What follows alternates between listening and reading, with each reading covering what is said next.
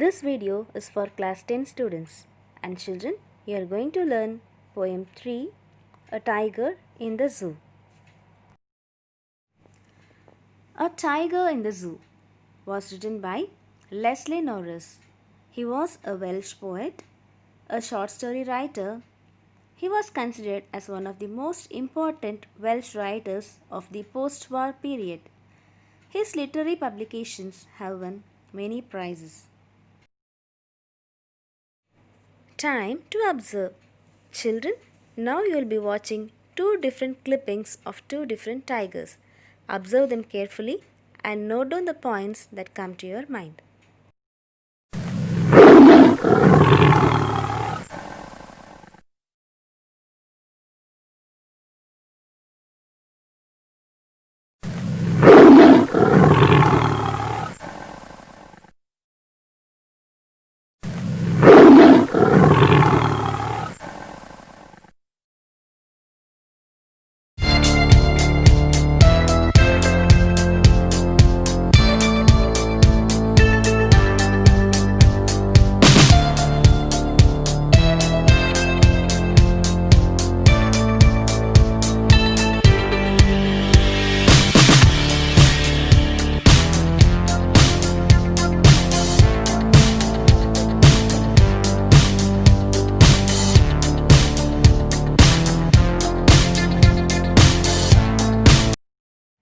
What did you observe in both the videos? This poem provides a contrast in the mood and environment of a tiger when he is in the zoo and when he is in the forest, when he is imprisoned and when he is in the natural habitat. Now, let us read the poetry stanza by stanza. A Tiger in the Zoo, written by Leslie Norris. He stalks in his vivid stripes, the few steps of his cage, on pads of velvet quiet, in his quiet rage. This stanza speaks about the tiger which is in the zoo. He stalks in his vivid stripes. Stalk means to walk steadily and angrily. Vivid means bright. Here, vivid stripe refers to the stripes which is on the body of the tiger. The few steps of his cage. Here, the poet says that the cage of the tiger is not spacious. So, it uses the minimum space which is given for it and it walks in the cage itself. On pads of velvet quiet. So, pads refers to the paws of the tiger. So, it looks like this.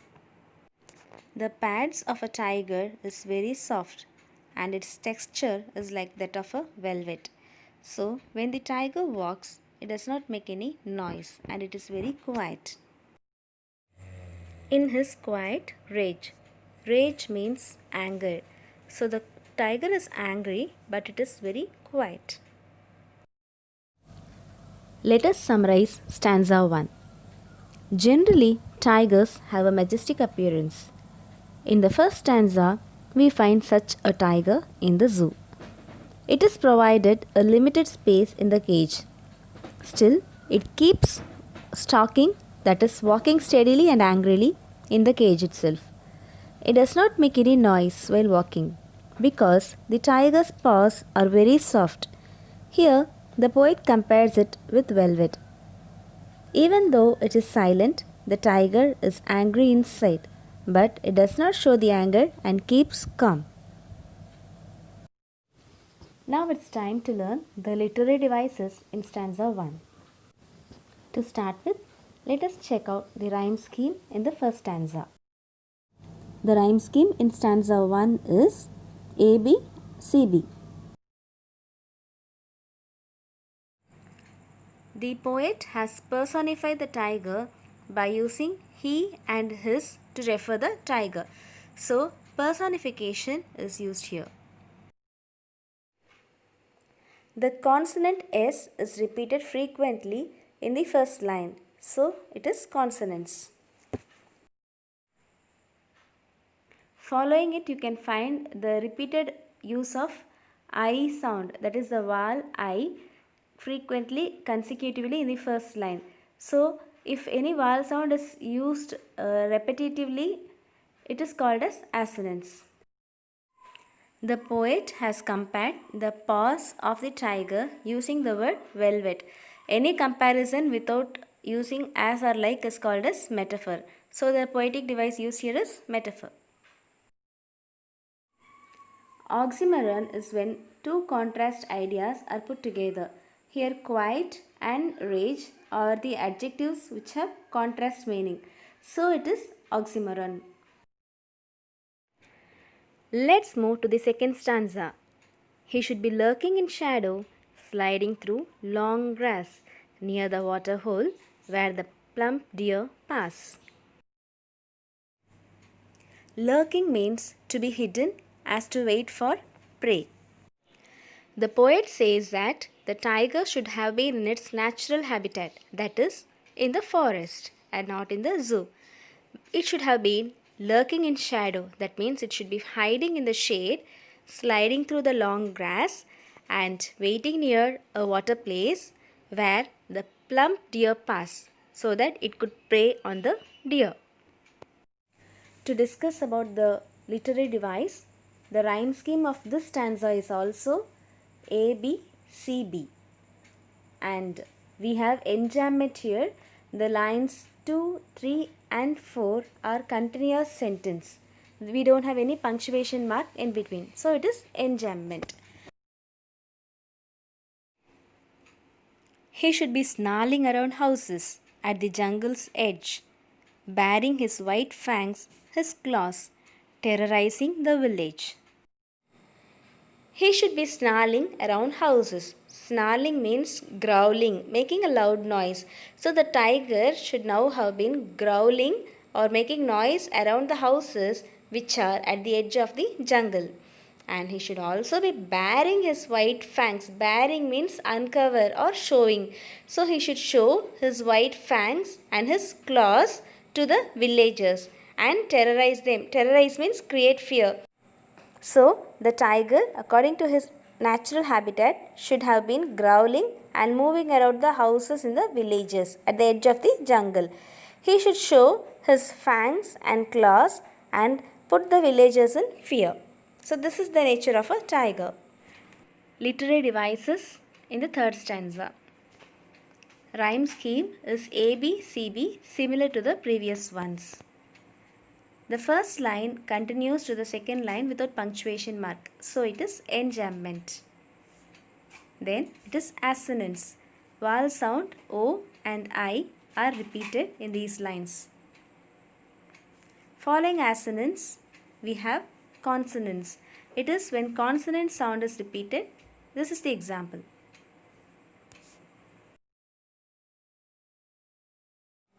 But he is locked in a concrete cell, his strength behind bars, stalking the length of his cage, ignoring visitors.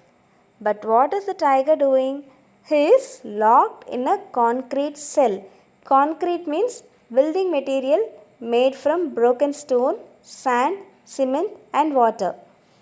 So he is locked in a concrete cell. He is locked in a building. His strength behind bars. All his strength is now behind the bars, stalking the length of his cage, ignoring visitors. So now he is walking the length of his cage. He is walking up and down the cage and he does not even care about the visitors. He just ignores them. Let's learn the literary device. Rhyme scheme is A, B, C, B, similar to the previous stanzas. In this stanza, the tiger is personified with the words he and his. Hence, personification is used here. The use of vowel sound in consecutive words is called as assonance. And the use of consonant sound in consecutive words is called as consonance. Similarly, if two words start with the same letter, it is called as alliteration.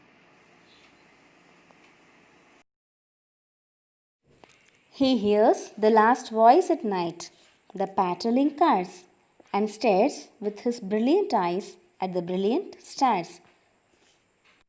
The poet sympathizes the tiger by saying that he is sitting in the cage, feeling unpleasant and restless. He hears even the last voice at night because he does not sleep. He hears the sound of the patrolling cars of the zoo authorities. He shows no interest in them. Instead, he looks at the stars which are shining very bright. The poet says that the tiger is sad as he is confined in the cage, so he does not care about anything and he just stares at the stars shining bright. Coming to the literary device, the rhyme scheme is A, B, C, B in the stanza also. Line 3 and 4 is a continuous sentence without punctuation mark, so it is enjambment. The sound H is there at the start of two consecutive words, so it is alliteration. And look here, this is an example of assonance.